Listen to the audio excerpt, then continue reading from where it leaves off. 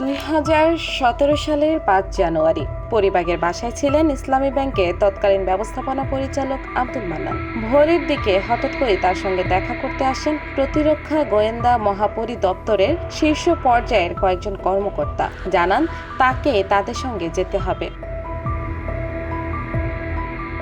তবে আব্দুল মান্নান একাই নন। একইভাবে নিজ নিজ বাসা থেকে তুলে নেওয়া হয় ব্যাংকটির চেয়ারম্যান ও ভাইস চেয়ারম্যানকেও। এরপর তাদের জোরপূর্বক পদত্যাগপত্রে স্বাক্ষর করানো হয়, আর ব্যাংকটি দখল করে নেয় চট্টগ্রাম ভিত্তিক ব্যবসায়ী গোষ্ঠী এসালম গ্রুপ। পুরো প্রক্রিয়া বাস্তবায়ন করেন গোয়েন্দা সংস্থাটির তৎকালীন কিছু শীর্ষ কর্মকর্তারা। ক্ষমতায় তখন শেখ হাসিনা সরকার। উপর মহলের রাজনৈতিক সিদ্ধান্তে ইসলামী ব্যাংক বাংলাদেশকে জামায়াতমুক্ত করার উদ্যোগ বাস্তবায়ন করে সংস্থাটি। 10 বছর আগেও আমদানি, রপ্তানি ও প্রবাসী আয় থেকে আনার সেবা দিয়ে গ্রাহক আস্থার শীর্ষে ছিল ইসলামী ব্যাংক। আমানত আর ঋণ বিতরণে ব্যাংকটি এখনও সবার চেয়ে এগিয়ে।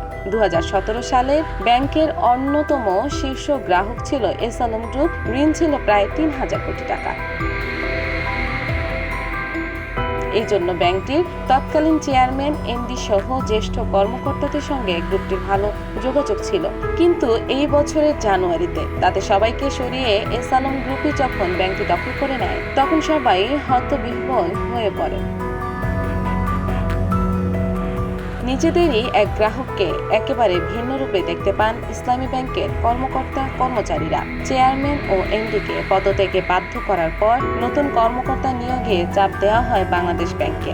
এর সব পর্যায়ে ডিজিএফআই এর জ্যেষ্ঠ কর্মকর্তাদের যুক্ত থাকতে দেখা যায়। ব্যাংকটির কর্মকর্তাদের একটি বড় অংশের বিরুদ্ধে রাজনৈতিকভাবে জামায়াত সমর্থিত হওয়ায় অভিযোগ থাকায় ওই সময়ে কেউ এর প্রতিবাদ করেনি।